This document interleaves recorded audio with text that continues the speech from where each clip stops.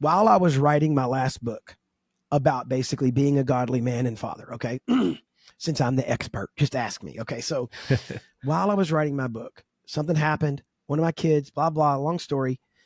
Something happened and he did not want to tell me for fear of how I would react. So he told my wife so she would tell me. That's called failure.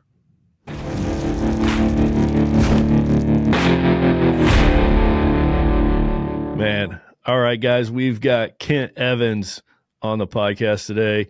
Kent is the director of the Manhood Journey, and we're going to learn all about that today and who this guy is and what God has put on his heart and his ministry specifically for dads. And I'm really excited to dive into this conversation with you, Kent. Welcome to the podcast, brother.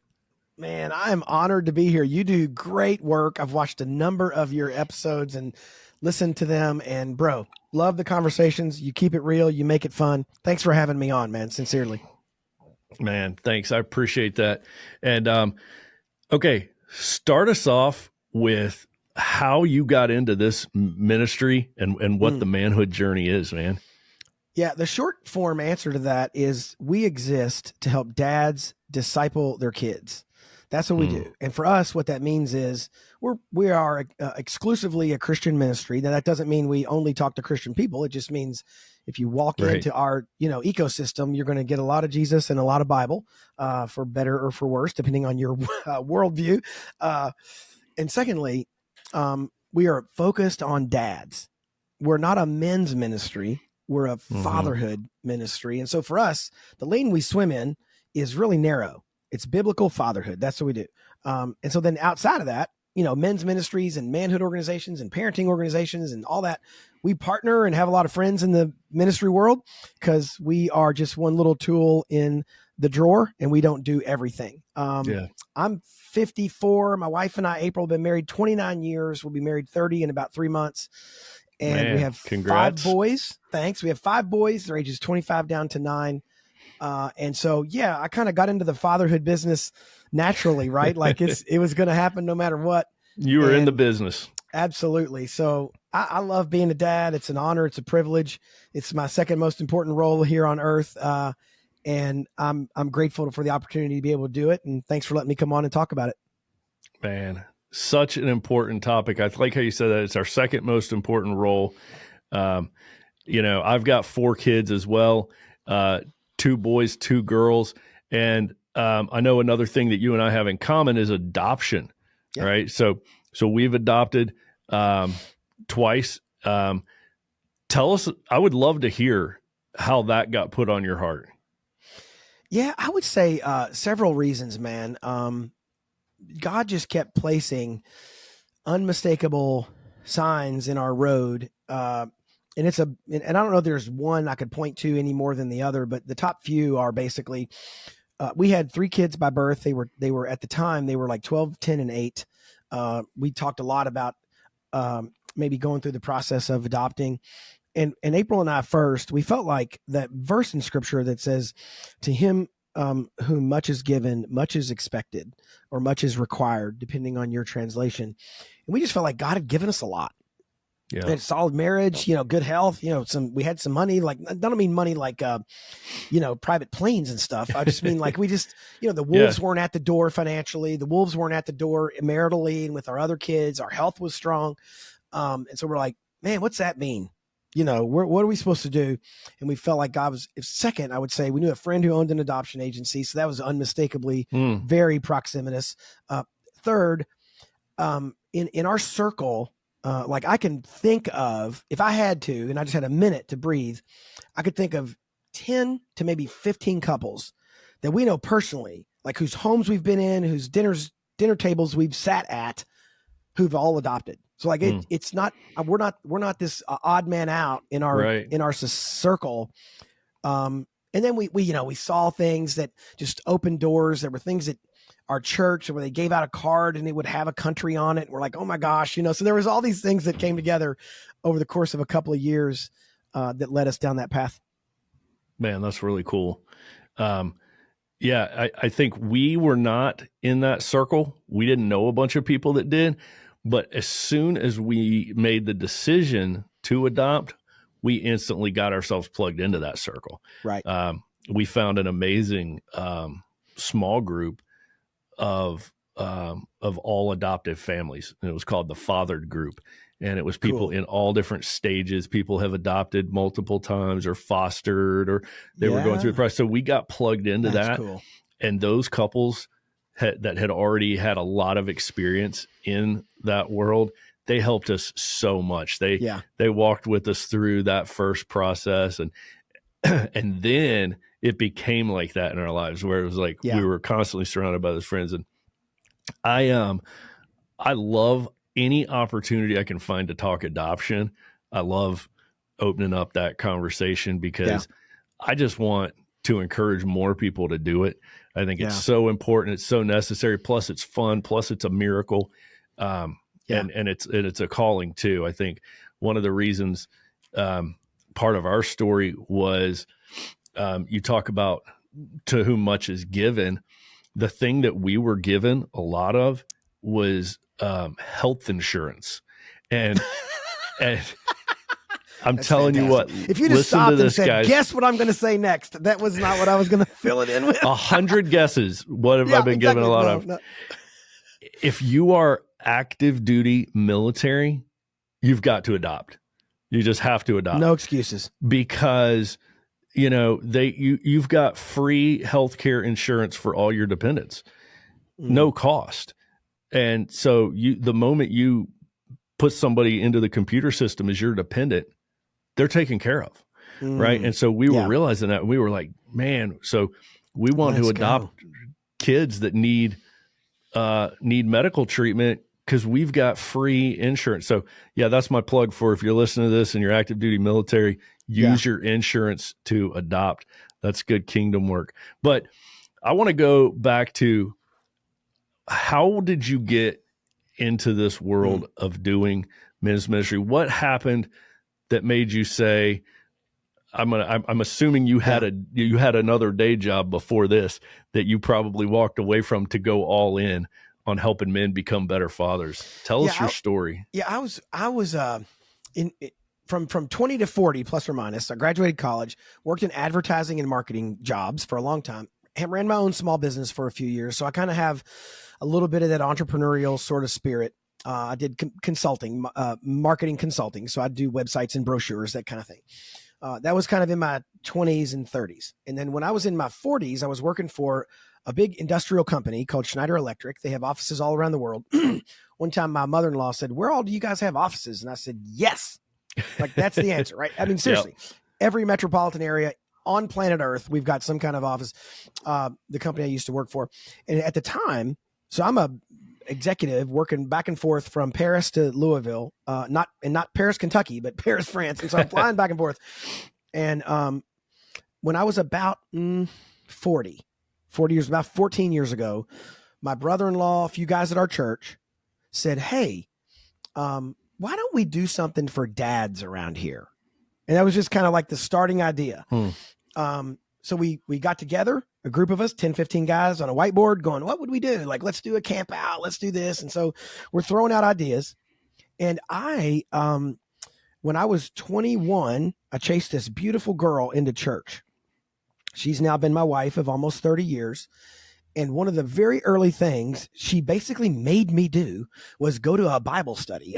And so, I fell in with a ministry called Precept Ministries out of Chattanooga, became a trained Bible study teacher. And if Manhood Journey died tomorrow, I would do Bible study teaching. Like, that's just the thing I like to do the most.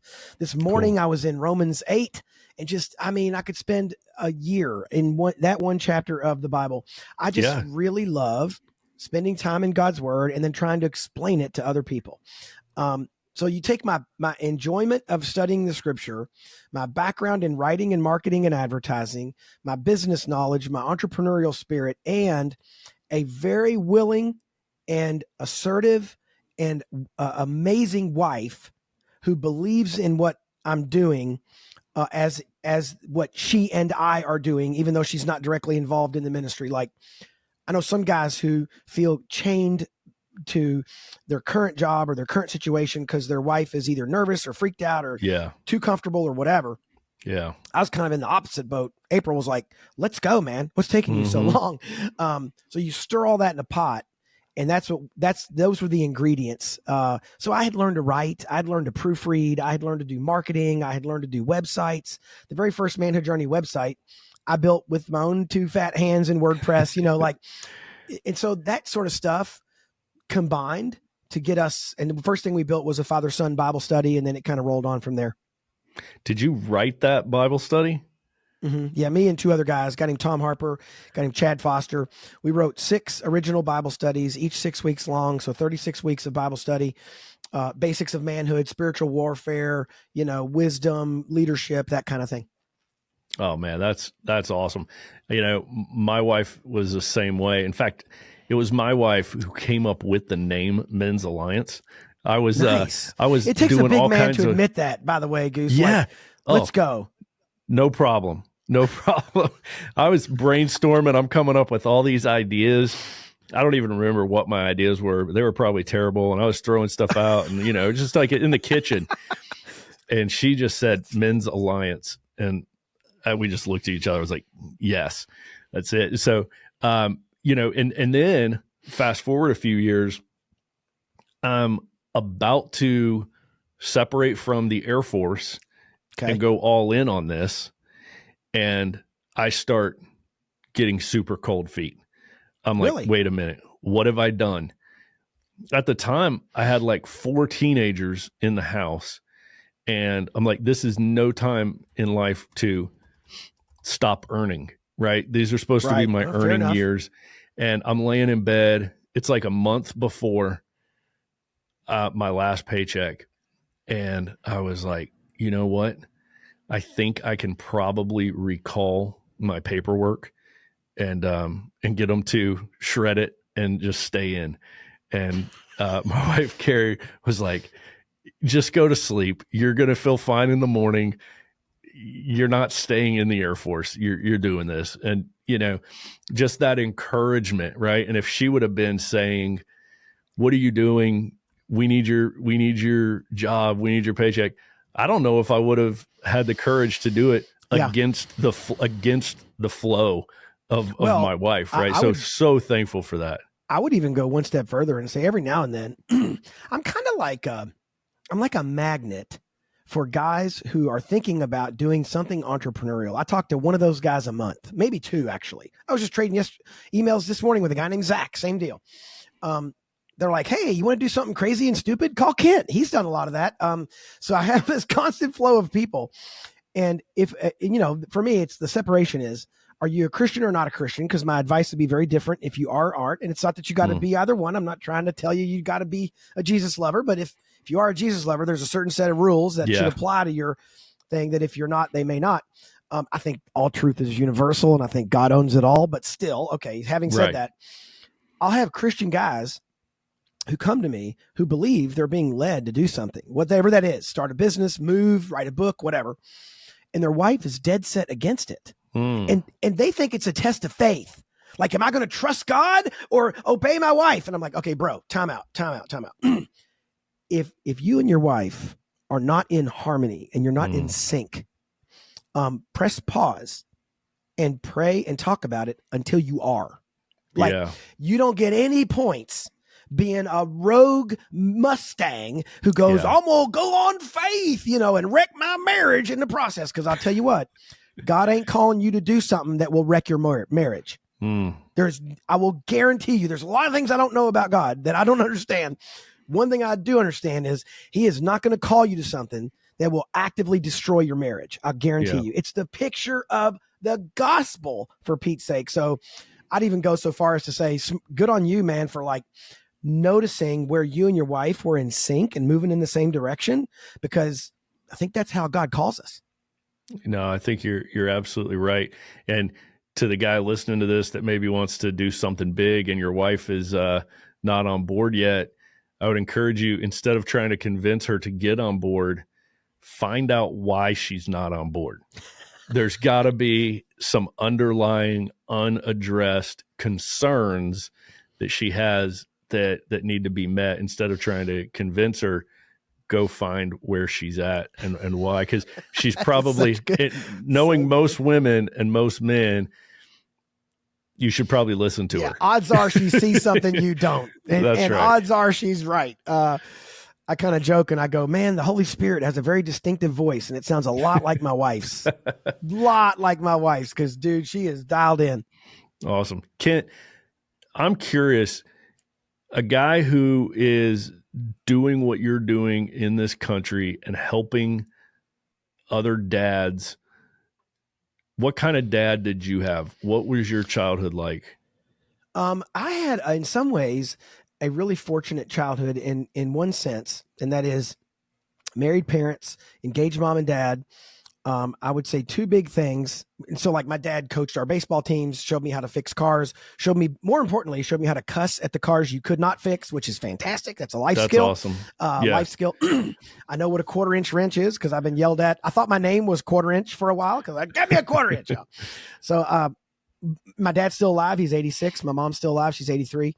When I was 18, they got divorced. And that was traumatic. That was like, oh man, upset my whole mental apple cart. You name it. We can go down that path if you want. But I would say basically my childhood, for the most part, very fortunate, middle class, lower middle class. Like we didn't have nice vacations or anything like that. We would go to Mr. Gaddy's Pizza and drink water, that kind of thing. So like, even pizza out was super a blessing. And then I didn't even, but no Cokes, that's too expensive. And so they were frugal and smart. Right here. Yeah. Frugal, everybody smart. Get water. Here's what I learned from my dad: how to fix stuff, how to be fun, how to connect people. He helped people find jobs all the time. How to be the kind of guy who showed up and did things. He came early, stayed late. We're raking the fields at 10 o'clock after the sun is set because he was the dude who made the field ready for the next coach the next day. So I learned a lot of great life lessons from my dad. The two things I did not, unfortunately, did not learn from him was, how to stay married for your whole life. That's something that he couldn't quite figure out. And there was no real Jesus to my upbringing. We went to Catholic church occasionally. Wasn't the Catholic's fault, it's our fault. But basically, I didn't really catch Jesus till I was in college. And so, hey, God was in all that. I'm not embittered by it. I'm not held hostage by it. So I would say in some ways, really fortunate as a kid, idyllic in many ways, missing the spiritual component. And I had to kind of piece together sort of the husband and marriage component later. Okay. When you started, when you had your first son, when you guys were having that first baby, were you turning to resources? Were you trying to read books or what were you doing, freaking out as you're about to become a dad? Yeah, I think going back, like one thing, my dad was really instrumental early. Like I learned how to fix stuff from him. So like when I was buying a house, when I owned cars for the first time, I didn't know any of that stuff, man. So even as a young dad myself, I still leaned into my dad for knowledge and expertise a lot. He's a smart money manager, really smart money manager.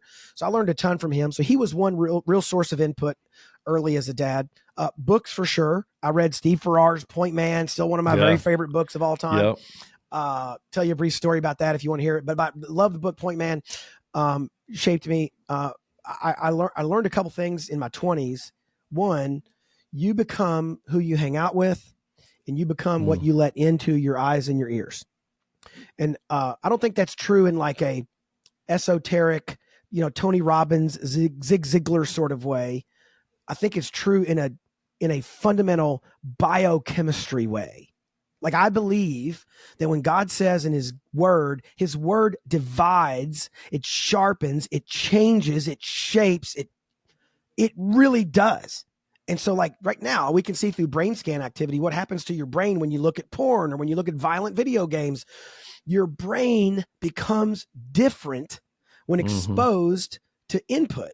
Well, no dip, man. Solomon told us that in the book of Proverbs. Like we should know that by now. So for me, some guys really leaned into me in my 20s and they just said, hey man, you're going to become what you read and who you hang out with. And so I made a lot of really intentional choices in my 20s and 30s about what I read and about who I hung out with. They weren't all perfect, but I mean like, books. I've got, in fact, if guys are watching or if you want to look, I've read every book on that shelf. I'm in the process of reading every book on this shelf. I've written for myself. Yeah, and a lot of these books are Steve Farrar, Josh McDowell, Stu Weber. Like, it's all the guys who wrote manhood and fatherhood books. So yeah, I'm a product of the Holy Spirit's work in my life, God's word, my wife, then my friends, and what I read. Very, very important inputs. That's so good. We've got a Men's Alliance virtual bookshelf on our website, and I know Point Man is on there. I read that book back when I lived in Georgia, and that was influential in me. One of the things I remember Steve Farrar saying in that book is how every time he walked down the stairs in the morning, he saw like the sports page, and it was a struggle to not pick it up, not touch it until he had his devotions. And the thing that hit me about his story was he was like, even after a couple decades of this, it's still hard every single morning. Like, you would think, okay, I've mastered it by now, and now there's no temptation, and now I just immediately go to the Bible every morning. He was like, not true. It's a battle every single day. Every day I want the sports page first. And it just kind of like cages, when you read that as a young man, it cages your expectations towards, here's how this battle is going to go. That's right. Like, you're going to have to fight it every single day. You're never going to declare victory, not in this life. Well, and I had a really wild thing, Goose, about a year and a half ago through a very strange set of circumstances. I met Steve's wife, because he's been dead now about 4 years. I met his wife, widow, Mary Farrar. We had a 2-hour coffee in Dallas, Texas. And I said, hey, your husband, indirectly, I met him a time or two. I met Steve live a time or two, but very briefly. And I said, hey, your husband changed my life. Point Man changed my life, and his talks changed my life. And I said, tell me something about Steve very few people know. She goes, okay. He read through the Bible 5 times a year. Wow. I said, really? She said, yeah. She said, in fact, when our kids were young, he would hand them a Bible, and he would turn around, and he would say, open it, start reading. And within about 2 sentences, he knew chapter and verse. Yeah. She said, that guy knew God's word forward and backward, and within 2 sentences could tell you where you were without blinking. And I'm like, oh my goodness. And I think she said he had read through the Bible 5 times a year for almost, at the time of his death, for almost like 30 years or something. Wow. Like, bro, holy unbelievable. Smokes. So anyway, just data point, love Steve Farrar, love Point Man. Hello, Mary, if you're out there. Man, what a neat lady, and what a great legacy he's left all of us to follow. Very cool. I could just talk books with you now, because you named Stu Weber, and now my mind's running on Stu Weber, who I got a chance to meet one time, and actually sit in General Boykin's living room with him and Stu Weber, and How cool is that? have a bourbon with him. And I just sat there and just absorbed war stories from these guys. Wow. Absolute legend. So I think Tender That's cool. Warrior is probably his number one. But man, Wow. One of the things that I want to go back on that I'm really curious about is, I think a lot of couples have this idea in their mind that we'll get the kids through high school and get the kids out of the house. We'll hold on that long. We'll make it last that long. And then we'll get a divorce, right? So as to not mess them up. But you're talking about your parents got a divorce when you were 18, and you said that was traumatic. Tell us a little bit about what that's like, even as an 18-year-old. Yeah. Well, for me, I was the youngest of 4, and that is to my parents' credit. Both mom and dad, they made that same basic decision. Right? Yeah. We're going to hang in there until our youngest, in my case, that's me, till our youngest is, basically out of the home or out of high school. So it was my senior year or thereabouts. So I commend them for doing that. Like, that's an honorable thing. If that's where you are and that's the best you can do, you tie a knot on the end of the rope and hang on. For me, what was kind of wild was, I had no foreknowledge, like, every now and then I think kids will be like, my mom and dad are going to get divorced. Like, I can just see it, they in their mind, even though nobody said it out loud, They see that train coming and they're expecting it. I did not. I did not. There was nothing. They did a good job of hiding, whatever it was, I won't go into detail, but the things that maybe led to the divorce, they did a good job of hiding with, social friends and coaching and sports and activities. And so it was a blindsiding kind of event for me. Not because there was no tension in my home. I mean, goodness, there was a ton, but most of the tension appeared to be from my parents down to my brother and sister, with just a lot of life choices and a lot of drugs and alcohol and cars and broken things. And just, there's a lot of drama. And so if they had come in one day and say, hey, we shot your older brother and your older sister, that I would have believed, and that I would have seen coming. I'd have been like, about time. Yeah. Saw it. So but them walking in and going, hey, we're going to get divorced. That was really surprising. And even though I didn't have like a Judeo-Christian kind of Jesus-centric life, like worldview at the time, I was like, that ain't right. Something's broken here. It's like when you come to a building that had, fell through because of an earthquake, or right now we're recording this while the wildfires are still burning in California. And if you go out there and look at the burnt down buildings, you just look at those and you just know. You don't even need a degree in architecture. You just know that's not right. Like that should not be burnt down. And so I knew something in my heart, in my mind was broken. I should know where to put it. I didn't know what to do with it. Well, yeah, that makes sense. And now here you are in a position working to prevent other guys from going through the same thing. And two of my biggest fans, Goose, are my mom and my dad. My dad got remarried. His wife is super cool. I love Denise. We're going to go see them in a month. They moved down to warm weather. Don't blame them at all. I'm looking out my window at a bunch of ice in my driveway. Don't blame them at all. Yeah. And so I still have a great relationship, a really good relationship That's awesome. with both my mom and my dad. So to their credit, they never made us choose. They did a lot of things right in that process, even amidst a difficult situation. Yeah, that's awesome. So jumping back now to present day and manhood journey, what is you seen to be one of the most impactful things that this ministry of yours has done? Where's your big wins lie in manhood journey? Man, what a good question. One, two or three quickly come to mind. Equally as quickly as some of our big losses. But one of our wins has come from, I'll get an email every 4 or 5 days from a guy who says some resource we sent out has helped him. It's a podcast, it's an ebook, it's a blog post, it's a newsletter. And so just the resource provision into the world of dads, that's been a big win for us, man. Like, yeah. And just stuff we can't, I'm in the process of returning an email to a guy named Doug who had started donating to our ministry about a year ago. And I didn't know him at all, but he only lives about an hour from me. So I reached out and said, hey, can we have coffee?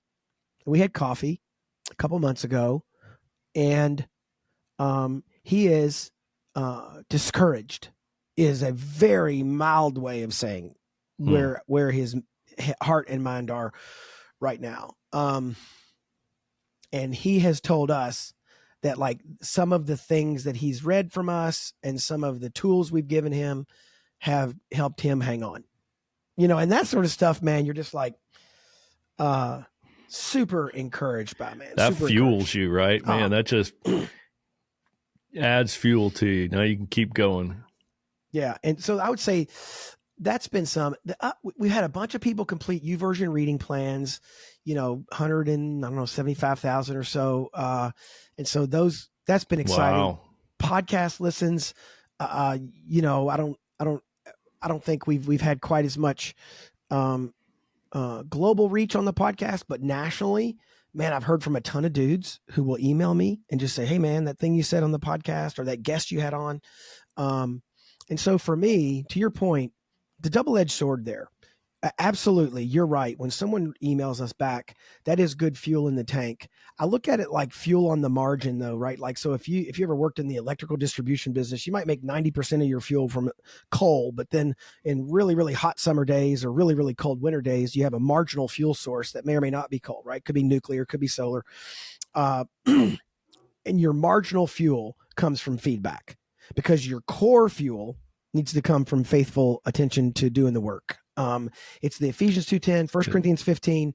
Look, what we do in the Lord is not in vain. That's the last verse of 1 Corinthians chapter 15. Your toil in the Lord is not in vain. That means that the guy listening, the work you're doing on your marriage is not in vain. The work you're doing as a dad is not in vain. Even if your 13-year-old daughter just slammed the door in your face and said, I hate you, you are not doing a vain work. So for us, it's interesting because you're right. Like feedback is fuel. The art of it is, can you keep going when there is no feedback or when the feedback's low, or can you keep going in the face of, the opposite feedback? Yeah. Because we've all been there too. Oh yeah. So I really like your concept of marginal fuel, man. I'm going to adopt that. That is fantastic because you're right. It does fuel us. We're human. We can't help but it fuel us. But at the same time, we guard against that becoming our primary fuel, right? Because then you're just going to be tossed around. In the book of Hebrews, it says, for the joy set before him, Jesus endured the cross. And so for us, what is that joy set before us? I mean, it ought to be, his is unique, right? We're not all dying a Savior's death. Like, that's not our joy. But we have an eternal joy that we can look forward to. And some days that feels way too far off and way too fuzzy to be a very reliable fuel source. Oh, one day in heaven is going to be great. Woo! Okay, how do I get through Tuesday? That's really what I really wanted to know. But meanwhile, the joy of serving your wife, the joy of just being a listening ear to your kids. I have a son who's in college, and he went through a really bumpy semester personally, and he would call me, and I would just sit in the chair in our bedroom, and we might be on the phone for, in some cases, bro, like 2 hours, 3. We were on the phone. We had some 3-hour phone calls, and I talked like 15 minutes. And honestly, I got to say, those were joyful. They were painful because he was processing a lot of hurt and frustration. But I knew that I was where I needed to be. And that was on the end of a phone call, listening to my son, trying to listen. Some days I might have also been multitasking and sending somebody a text, but we'll just keep moving. So for me, man, for the joy set before Jesus, he endured the cross. So if you're feeling discouraged, or you're feeling like it's time to quit, or like I said in my most recent book, that you're going to bench yourself, you're going to pull yourself out of the game. If you're feeling that way, man, for the joy set before you, you're surrounded by such a great cloud of witnesses. Run with endurance the race marked out. Don't give up. I love it, man. That is, you're just quoted the Men's Alliance December memory verse right there. And it's our longest one too. So all the other months are shorter. And then December, everybody cringes and gets ready for burpees when we do Hebrews 12, 1 and 2. And so you just touched a very special nerve in Men's Alliance tribesmen everywhere. There we go. I love it. See, guys, get on your memory verse. Okay, so the next question is coming. What have been some of the setbacks of discouragement that you've had to find a way through or around as a man doing full-time ministry? Yeah. I would say 2 or 3 come to mind. I might lose track. One, I don't think we've ever hit any goal I've ever set in our ministry. I mean that in like, for those of you at home keeping score, but I mean that empirically, meaning in some cases we've gone above, like, we've never hit one goal, but in most cases we've gone below. I'll say, we're going to send out right now, we're about to send out an email testing something for our ministry. And I'm sending it out to see how many people sign up. And the language I'm using inside on our team is red, yellow, green. So there's a number of people who will sign up that is red. And below that number, all right, it's a failure. We're not going to do it again. And then there's a middle range that's yellow. It's okay. It's all right. Maybe we'll try it again. Maybe we tweak the language. And then there's a number that's green. Okay, this went better than we expected. Almost everything we've launched has been yellow or red. Now, that should tell me as the leader, I'm probably setting goals that are too high. That your numbers are in the wrong spot. Exactly. No, I mean, obviously, right? At the same time, so that's one. I'm having to learn as a leader to do faithful effort, to put our best foot forward, as the startup community out in like Silicon Valley would say, I'm learning to fire bullets before I fire cannonballs. You sight it in with bullets. And then once you got it all sighted in, then you do the cannonball. So I'm learning to test, but man, like we did a subscription product for a while, right? Every month you get X and you pay X dollars. And we got up to maybe 60 paying subscribers for like 2 years. And then we'd lose one, add one, lose one, add one. I know guys who have subscription communities of 700, 900. I just talked to a guy 2 weeks ago. His subscription community is 800 people. And you're like, dag, man, what did I miss? What am I? I'm a failure. And even my second or third book, just the sales on it have been abysmal sales. But the most recent book, we got our largest book order ever. So it's like, okay, I don't know. So for me, I'm learning in all those failures, faithful effort, let God handle the results, and maybe be real cautious with how I set goals. Men, are you in the market to buy, build, or refinance a home? If so, you got to contact Chris Norwood, call sign Coop. He's with Towne Bank Mortgage, and he's been doing this for over 22 years. He's licensed in 16 states, and he can absolutely help you get the house that you need to get. Contact Coop at Towne Bank Mortgage. You can contact Coop at 804-439-3206. That's 804-439-3206. Man, those are some really good ones. That's good stuff.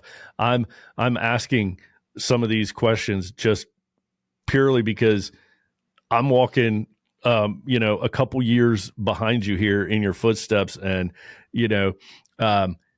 so many things happen in this ministry that are wildly encouraging and then extremely discouraging. Right. And honestly, my previous job was 20 years Air Force, and it wasn't like that. Gosh, if you're having days like that flying, something's bad, right? It should be every day should be boring. You take off, you fly, you land. You don't want a ton of excitement and highs and lows. And then getting into ministry, it's like, oh my goodness. And it really forces me to just totally be centered on God, totally focused on the end goal. And like you said, not allowing any externals to kind of toss you about, but you've got to be so grounded in your why and your mission that even the good stuff you kind of take with a grain of salt. Oh yeah. You're like, okay, thanks. I appreciate the encouragement. I look at it like, for those of you who are engineers, look like there's a sine wave, right? I look at it like the amplitude of the sine wave should come down, where the highs don't feel as high and the lows don't feel as low, but the whole line should be moving up. Yeah. Like, so the absolute value of the line should be going up, but the amplitude should be going down, where, there's some big win, and it's just funny you say that, because we got an order in the last 3 weeks. It's you and I recording this on January 17th in 2025. So we've got 17 days into January, and I took the first few off. So I've only been working about 10 days this year.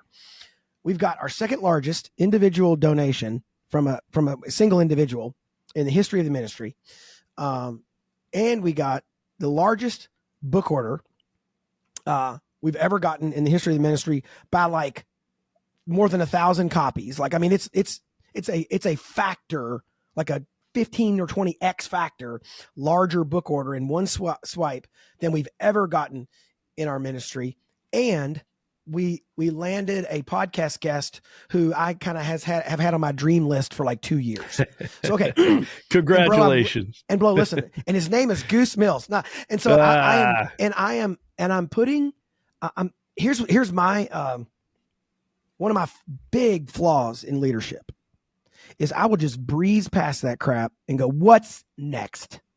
And I'm talking to the guy out there who prides himself on being type A, as if that's a good thing. Sorry to burst your bubble, but sorry, pal. Type A doesn't make you like more spiritual, as Nikki Gumbel likes to say at the Alpha Project. Intensity is not a fruit of the spirit.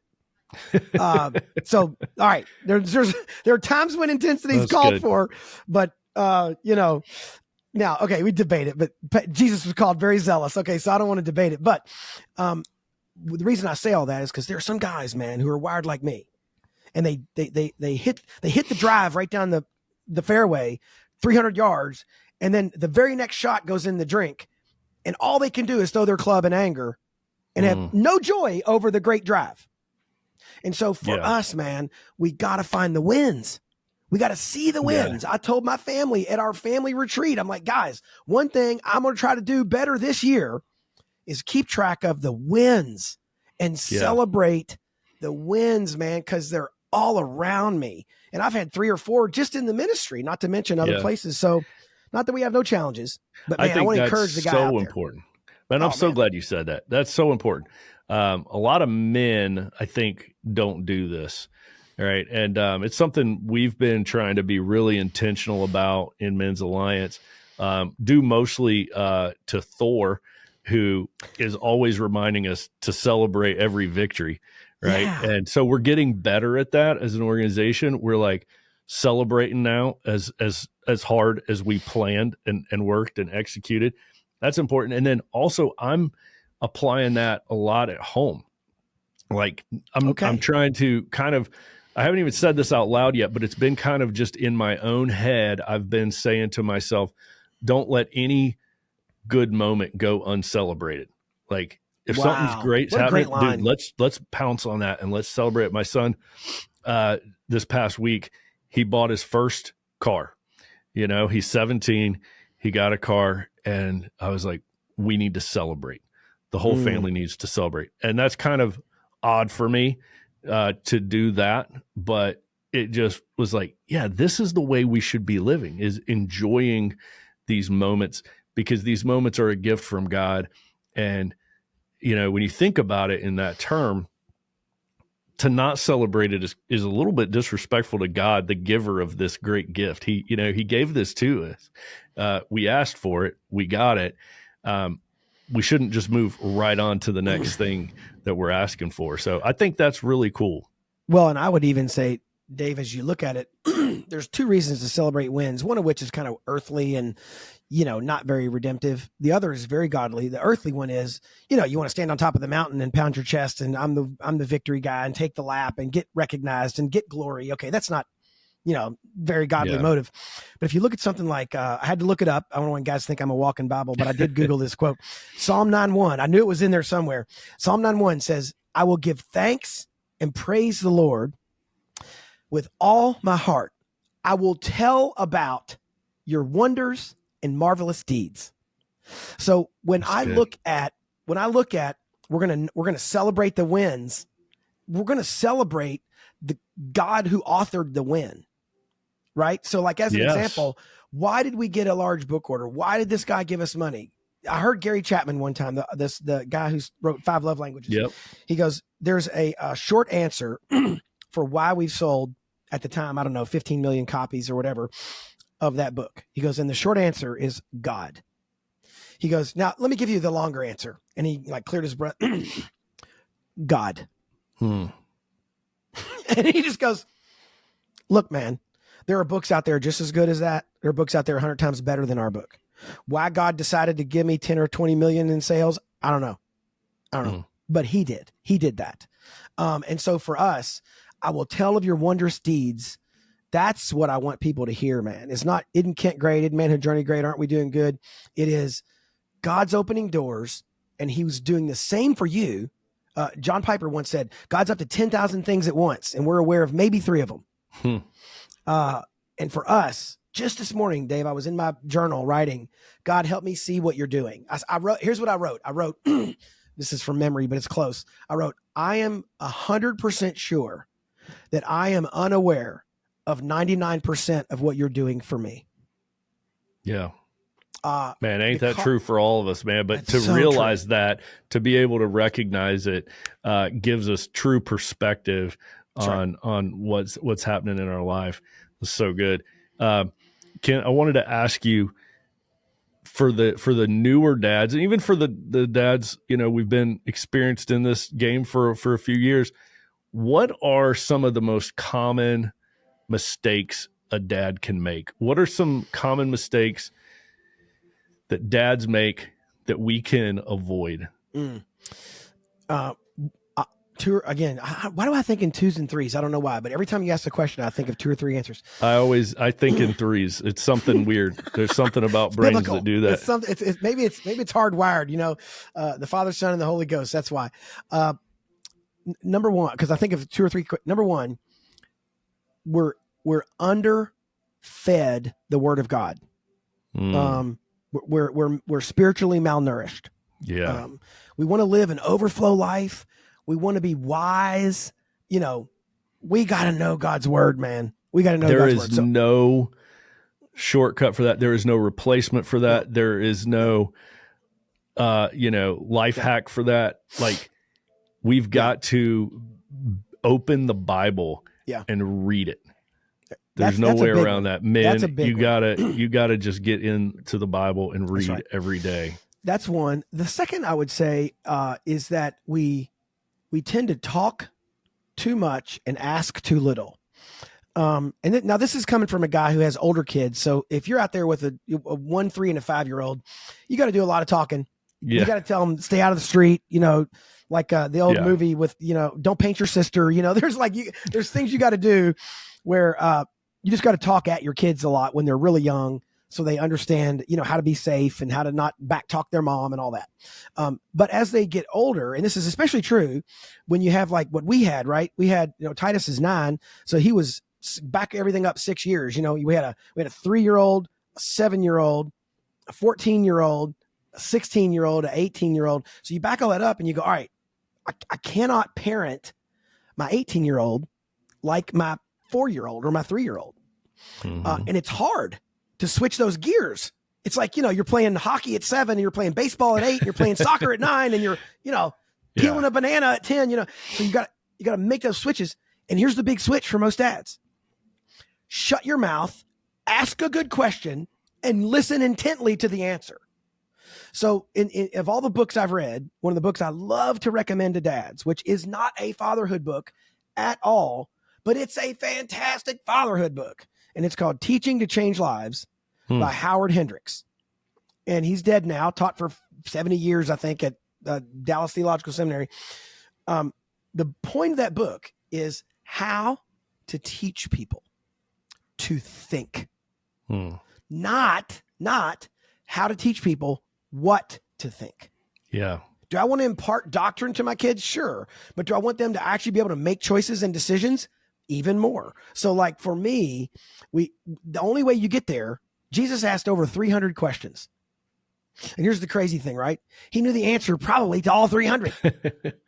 He wasn't asking to be informed. Right. Yeah. Why was he asking? Because he knows how our brains work. That gets people to think. He knows when they think. He knows if they arrive at a conclusion, they're way more likely to believe it. So for us who are raising preteens and teenagers, Proverbs 20 verse 5 says, the purposes of a man's heart are like deep waters, and a man of understanding draws them out. We got to draw out our children, and that's better done through questions and listening than talking and barking. Man, that's so good. Can you say the name of that book again? Yeah, it's Teaching to Change Lives by Dr. Howard Hendricks. And man, I'm assuming it's still in print, but I'm like, bro, if it's put not, it in the call show, me and I'll videotape every page for you, because like it's so good. I've never read anything by Howard Hendricks, but I know my dad read a lot of his stuff, because I can just hear my dad saying his name. Dad, what are you reading? Oh, some blah, blah, blah, Howard Hendricks. Yeah. So now I've got extra reason and motivation. I'm going to finally read a Howard Hendricks book. There we go. If it's that, acclaimed by you, I'm definitely going to check it out. I'm definitely big. All of our guys that go through our Carry the Fire class know that I'm really big on teaching people to ask questions. Yeah. For all the reasons that you just said.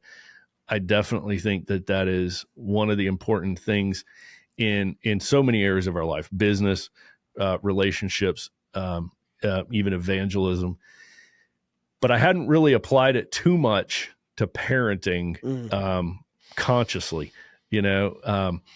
so that's really good. I think it's interesting you say consciously, because I bet you did. I bet you did subconsciously. Yeah, I think we're really good at it in my house. We're good at it at the dinner table.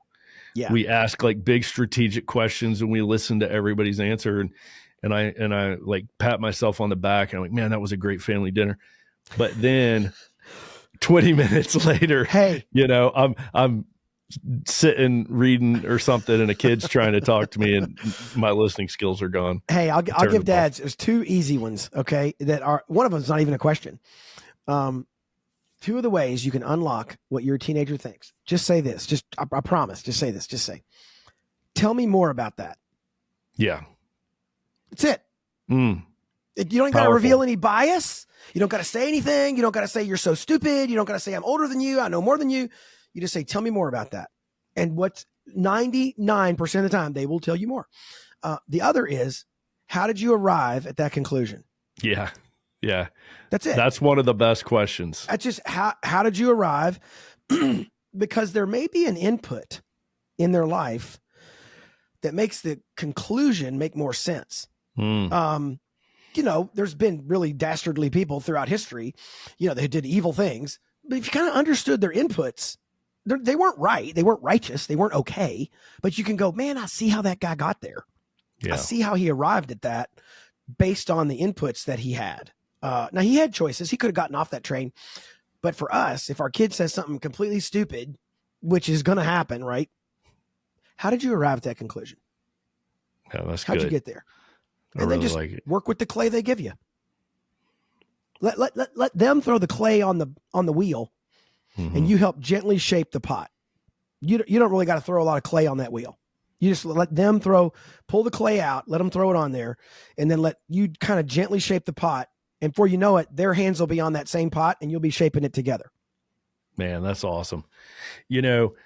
I'm going to disclose this, and I'm curious if you feel the same way. It's really hard as a dad trying to run a ministry to make men better dads, because I'm not a perfect dad. And I feel like graciously and fortunately, my kids have never said this to me, but I feel like they must be thinking it, right? like I feel like sometimes they must be looking at me thinking, you're sharpening other men. Right. Because man, I'm not perfect. I'm trying to, get the same sharpening that I'm offering. Right. And I think that's a hard leap between a lot of men and going into the ministry. Is this accusation from Satan that says you're not qualified? How do you think you're going to lead other men? Right. How are you going to start a ministry for dads? You're not a great dad. Yeah. Right. I know I struggle with this. I'm guessing you probably have too. But how on earth do you get over it? Yeah. And how do you keep moving forward? Well, one is, I don't struggle with this at all because I am a perfect dad. So see, I was so afraid all you gotta that was the case. And then it was going to be like, oh, this is just me. All right, next question. I am too. I was just asking for a listener David, that wrote that in. I'm offended by the question. No, it's 100% true, man, that even if you're trying to not even just start a ministry, if you're just trying to have coffee with a guy, and you're trying to, the other day I was with a friend of mine named Blake, and Blake was talking about some of the challenges he's having with his kids. They're getting into their teen years, right? So his oldest is about to become a teenager. And so, the drama that can come with that. And we're just having coffee, chatting about how to be dads. Man, even that, if that's all you ever do, man, is just encourage a dude over coffee. In the middle of that conversation, you're going to realize you don't do it perfectly. At some point you're going to realize you don't do it perfectly. But this is the pivot. This is the pivot that I want to encourage every man, dad, husband to mentally make. And I'll use a metaphor.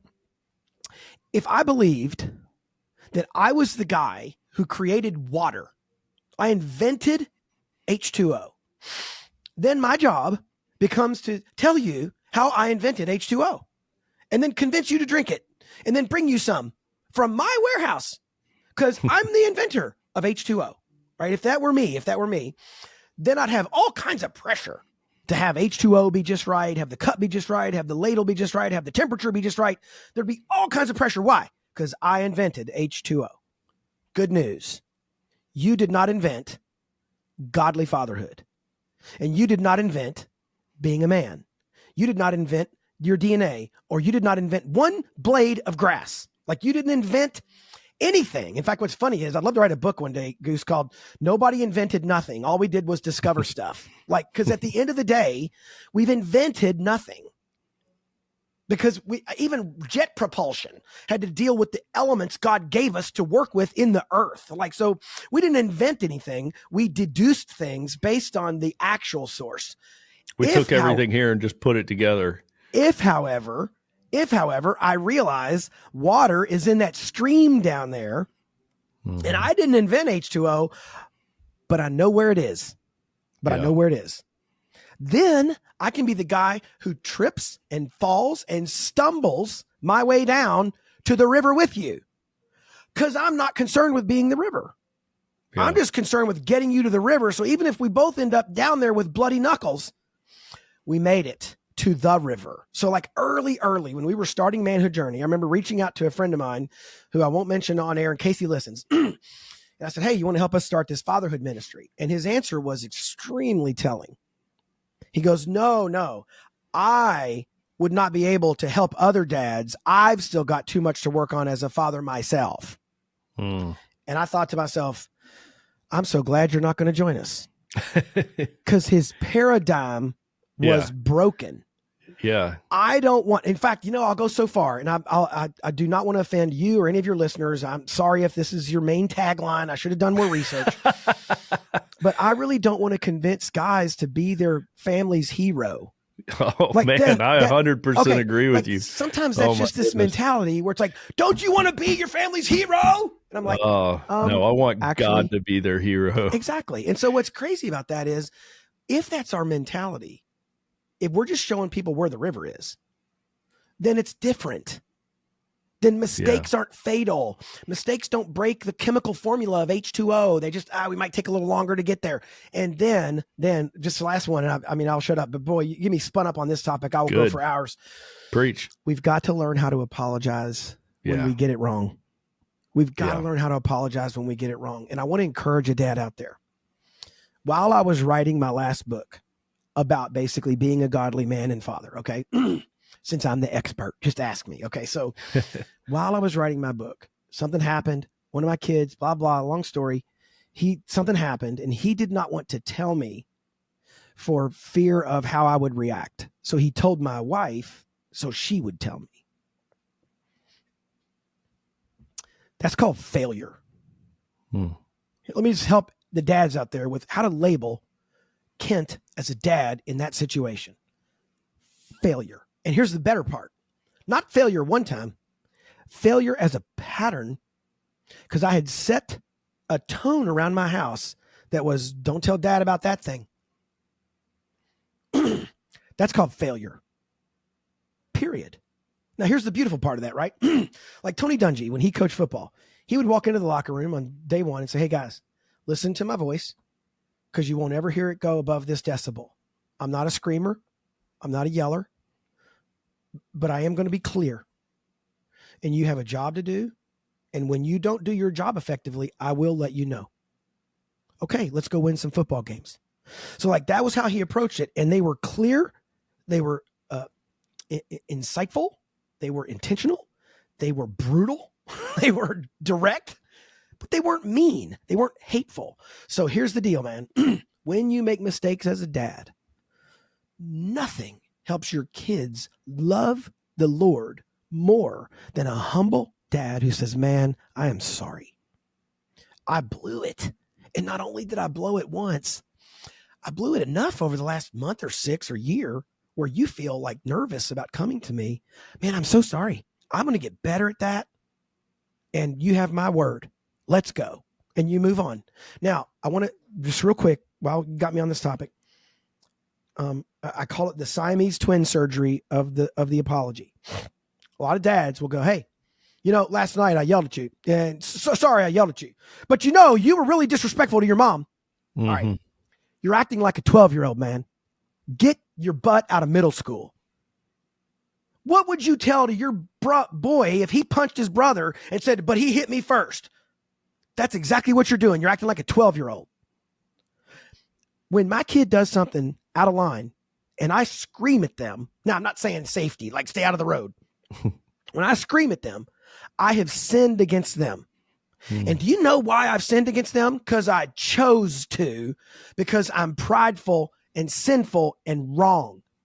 Period. I did not sin against them because of what they did. We have 2 sins, and I'm going to, like a surgeon, Dr. Ben Carson, Siamese twins, I'm going to cut these 2 things apart, your sin and my sin. I yelled at you because I am a flawed father who made a bad choice. Will you forgive me? I did not yell at you because of what you did. I yelled at you because I chose to. And if we can help guys understand that and say, look, man, apologies are one-sided. They are unidirectional. Yeah. That it unlocks what you're saying. I don't have to be perfect. I don't have to get everything right around here, because I know what to do when I don't. I have a friend who used to play NBA basketball, and he used to say, there's only 2 outcomes when you shoot a basketball. It either goes in or it doesn't. If it goes in, you either get back on defense or you press. If it doesn't go in, you go try to rebound. So the game of basketball is not one of, oh, hope it goes in. Oh, darn, gee, so sad. What do I do now? No. You're going to miss a high percentage of your shots. So you just know what to do after the failure. Yeah.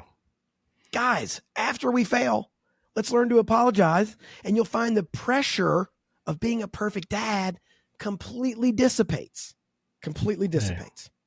I think that's so good, Kent. And that actually creates an opportunity to lead by example in modeling apologies, right? So dads, when we get it wrong, we've created a moment to teach our kids how to apologize, not through teaching them with our words, but by setting the example. So think about that. Like, apologize to your kid the way you want them to apologize, to your wife or something like that. Is like, this is your moment to lead by example and model the correct behavior. Man, that's so good, Kent. Man, I could keep this going for another hour, but to land this plane, tell our listeners where to get more of Manhood Journey and your books, and where to find where all you are on the interspaces. On the interwebs.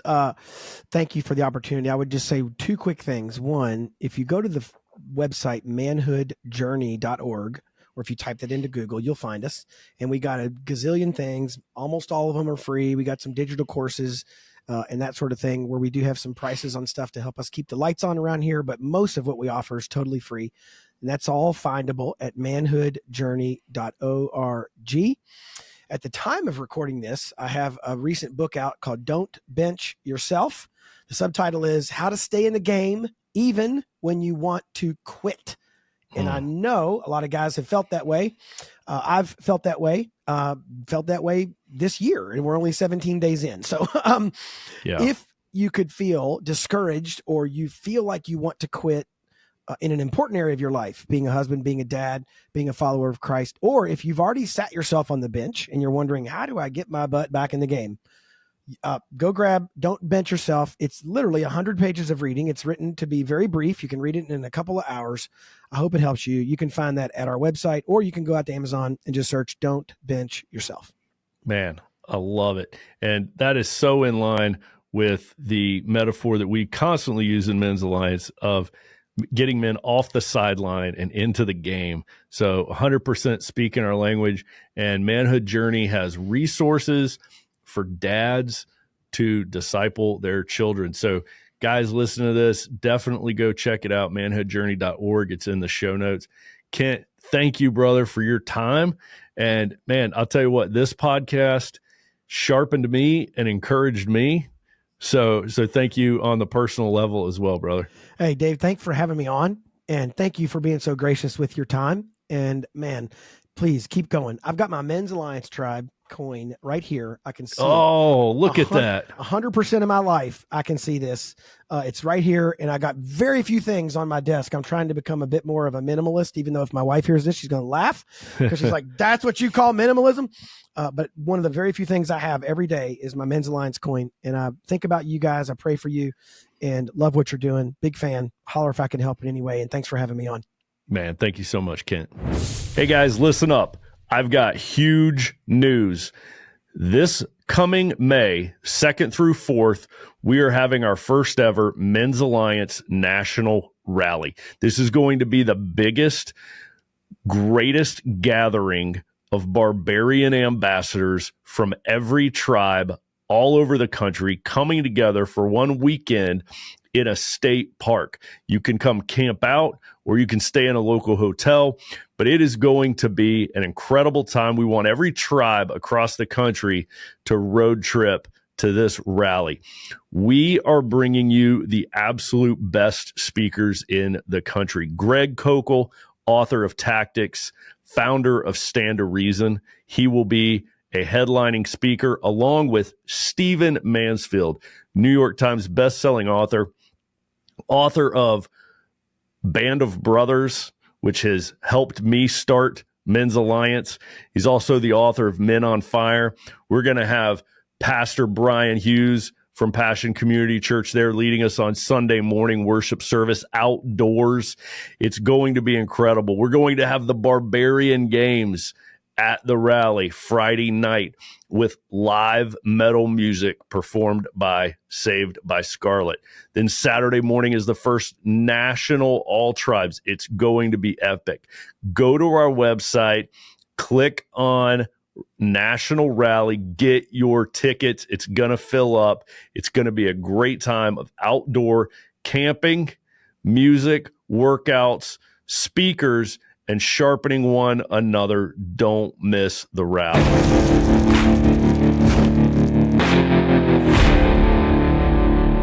To find out more about what we're doing and to join us on our mission, go to men'salliancetribe.com. And don't forget to subscribe to our YouTube channel and give us a 5-star review.